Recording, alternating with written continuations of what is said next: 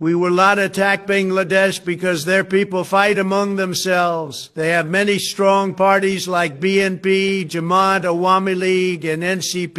Also, they have cutting-edge technology like Facebook, TikTok, and YouTube. If we fight them, they will destroy us with ease. সামাজিক যোগাযোগ মাধ্যমে viral ট্রাম্পের বক্তব্য নিয়ে আলোচনা সামাজিক যোগাযোগ মাধ্যমে সম্প্রতি একটি ভিডিও ব্যাপকভাবে ছড়িয়ে পড়েছে, যেখানে যুক্তরাষ্ট্রের সাবেক প্রেসিডেন্ট ডোনাল্ড ট্রাম্পকে হোয়াইট হাউসের ব্রিফিং রুমে বক্তব্য দিতে দেখা যায়।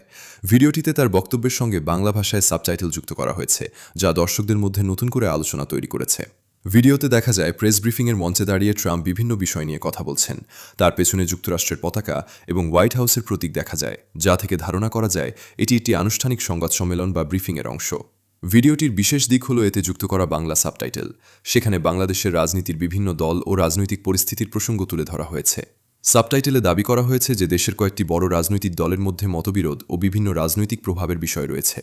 এছাড়াও ভিডিওটিতে আধুনিক প্রযুক্তি ও সামাজিক যোগাযোগ মাধ্যমের প্রভাব নিয়েও আলোচনা করা হয়েছে। বিশেষ করে অনলাইন প্ল্যাটফর্ম ব্যবহার করে জনমত গঠন এবং তথ্য প্রচারের বিষয়টি গুরুত্ব পেয়েছে বলে সাবটাইটেলে উল্লেখ করা হয়েছে। ভিডিওটির ডানপাশে এলআই টক্স নামের একটি ওয়াটারমার্ক দেখা যায়। ধারণা করা হচ্ছে এটি কোনো অনলাইন কন্টেন্ট নির্মাতার সম্পাদিত ভিডিও, যা সামাজিক যোগাযোগ মাধ্যমে প্রচারের উদ্দেশ্যে তৈরি করা হয়েছে।